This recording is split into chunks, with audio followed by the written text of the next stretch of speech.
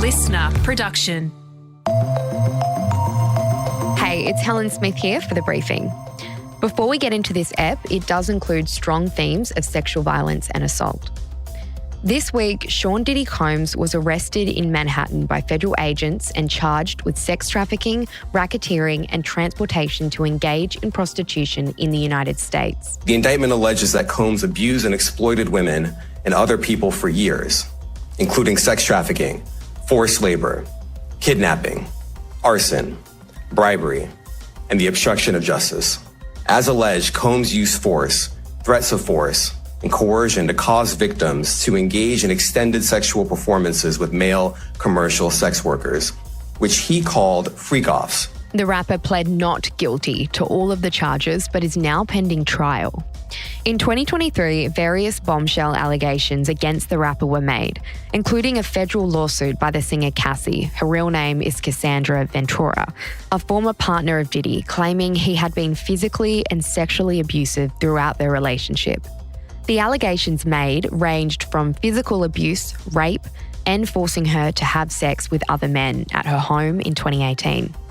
The rapper settled the lawsuit within a day. In late 2023, after public allegations were made about Combs' crimes, he and others pressured witnesses and victims to stay silent, including by making phone calls to witnesses and victims and giving them a false narrative of what they had experienced. But since then, 7 more women and 2 men have come forward and sued Diddy, accusing him of a wide range of abusive behaviour, including sexual harassment, rape, non-consensual pornography, and sex trafficking. And in March this year, authorities raided properties owned by Diddy, and this is what they found. They seized firearms and ammunition, including 3 defaced AR-15s, electronic devices that contain images and videos of the freak-offs with multiple victims. And they seized cases and cases of the kinds of personal lubricant and baby oil that Combs' staff allegedly used to stock hotel rooms for the freak-offs, more than 1,000 bottles altogether. In May this year, another explosive video showing graphic footage of Diddy assaulting Cassie in a hotel made international headlines. These allegations and his arrest earlier this week are a massive development that the world has been watching unfold. Simone Amelia Jordan is a journalist, presenter, and author who has actually interviewed Diddy before. Simone, thank you for joining us on The Briefing. As I said before, Diddy was arrested in Manhattan by federal agents on Monday night. What are some of the allegations he is facing? So the charges include sex trafficking, racketeering, and transportation to engage in prostitution. So this isn't the first time that he's been in the spotlight for violent acts against a partner or against individuals. In 2023, hip-hop artist Cassie alleged that she was the victim of a pattern of abuse, violence, and sex trafficking. Do you know what came of these claims? Cassie obviously opened the floodgates to what we're seeing right now. And it's funny because when I saw the most recent charges from his former Danity Kane group member, Dawn Richard, I said to myself, he's about to get pulled in because there's been, I think Cassie came forward late 2023 or was 2023. I think they could have tried to sweep that under the rug.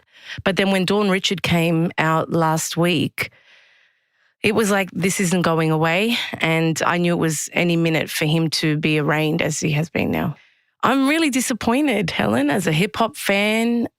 You know, we look up to these titans of the industry and I'm not shocked, but it really is very heartbreaking, especially for the victims. Yeah, you just mentioned Dawn Richard there. And yeah, since those claims from Cassie back in 2023, 7 more women and 2 men came forward and sued Diddy again, a wide range of abusive behaviours. It is important to note that the rapper has denied all of these charges and allegations. But in May this year, a video published by CNN of graphic security footage showed Combs assaulting Cassie in a hotel. Now, this lined up really closely with the allegations that Cassie made in her lawsuit. And Diddy actually made an apology video. I was up. I hit rock bottom, but I make no excuses. My behavior on that video is inexcusable. I take full responsibility for my actions in that video. Yeah, it's kind of crazy that 1 minute you're apologizing and the next minute your lawyers are saying that you're innocent. So there's a lot of conflicting messages going on right now. And what was the public's reaction to that apology video? There are a lot of people in denial, but justice must be served if these allegations are true. And women and men, as you said, are coming forward. And this man has been powerful since the 1990s. That's a long time ago. So whatever's going to come to light next, who knows? But I think the community and the fans are taking the allegations seriously. We saw video proof of his actions. We've heard a lot more. And sadly, I think more is going to come to light very soon. So why was and is Diddy so powerful in the industry and the hip hop scene? Diddy's powerful because he's a genius in many ways. He knows the culture. He's from the culture. He's a brilliant marketer, a brilliant brand salesman. His mind and his hustle has been admired by hip hop and music fans in general, like I said, for decades now. It's official. I survived what I've been through. Y'all got drama. The saga continues. But with power comes responsibility. And I feel that men and women, when they get to a certain level of power, especially in such a heady industry like music, maybe your demons come out and they come out more and more the bigger you get. And so I have sat down with him. I've chatted with him. I've seen inklings of what's being talked about. I wasn't in the inner circle, far from it. But there's a darkness that has surrounded him for a long time. And people are bottom feeders too, so they want to be aligned and have proximity to power, and they will prop up that person no matter what ill deeds they see that person doing just to be near them. It's a very tough, challenging industry, especially hip hop. It's so competitive, and when you get a shot at some semblance of fame, money, notoriety, 9 times out of 10, you're going to take it no matter what that comes with. And I think a lot of people in Diddy's inner circle and outer circle are probably sweating bullets right now because who knows what's going to come out next. And you just mentioned that you have yourself interviewed Diddy before. How was that experience? Well, he made me wait 2 hours. Yeah, he was 2 hours late. I was really, really sick that day. And I rolled out of bed because funnily enough, in my mind, I'm thinking his mantra is can't stop, won't stop. And he would have shown up for the interview. So I remember being really sick, but I got myself together. We sat down, waited for him for 2 hours. And the interview is good. He's very professional and it went off without a hitch. It's on YouTube now, if anyone wants to watch it. But I know people that have worked for him and with him. And like I said, there's always been some type of dark energy around him. I'm not the only one that says that. So I don't think a lot of people, like I said, are shocked by a lot of these allegations, but it's still very disappointing and very heartbreaking that they look like they're true. I remember being at a party once and one of Diddy's stylists it was a Ciroc party, I think, or a Bad Boy party or Sean John, one of his many brands. And one of his stylists was introducing Cassie to everybody in the room. And I met her briefly then. And this was at the height of, as she details in this case, being under the influence of drugs, substance abuse unwillingly.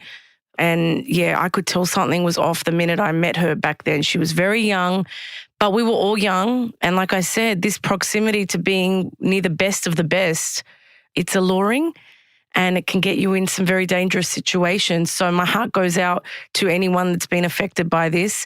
And I really do hope justice is served. Does the hip hop industry have a toxic culture problem towards women? In many ways, yes. But I also think like any other industry that is predominantly run by men, there is a toxic culture there. And to me, the most important part now is post Me Too. I hope that any young men or women that get in positions of power in hip hop or the music industry at large learn from these mistakes, because we didn't have the tools back then in the 90s till now, really, to speak up and speak out. And there are some young women and young men that are still suffering in silence because they're not as brave as Cassie or Dawn Richard. So I hope that they feel emboldened on the victim side to come forward when something happens, but also on the perpetrator side. I hope that the young men and women that are becoming hugely successful in the music industry turn a new leaf and we see a whole new industry that's much cleaner and there's no abuses of power anymore, because as we've seen, it affects so many lives, including, for example, his children, Diddy's children. Their faces are being splashed across the media. He has little, very young daughters, and I can't imagine how traumatic it is for his family too.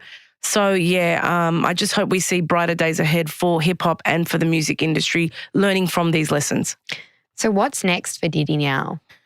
Look, I think about this quote from, it's just a bit nerdy, from the Dark Knight movie, where Harvey Dent said, "You either die a hero or you live long enough to become the villain."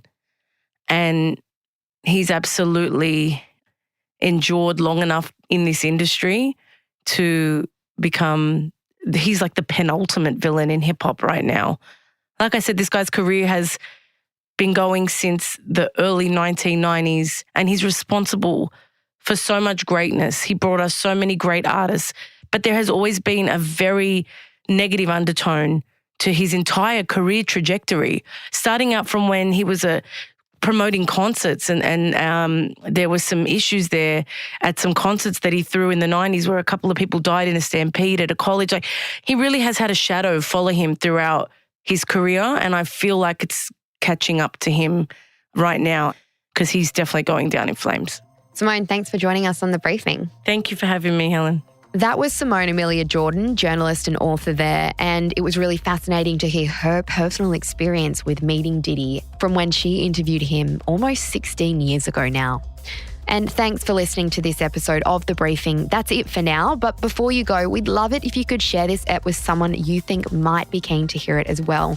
And it also really helps us if you follow or subscribe wherever you're hearing your podcast from. It makes it so much easier for everyone else to find The Briefing. If you also want to keep up with our other content, you can check us out on Instagram at The Briefing Podcast and on TikTok and YouTube. Just search for Listener Newsroom. We'll be back in your feed tomorrow morning with another episode from 6 a.m. I'm Helen Smith. See you next time.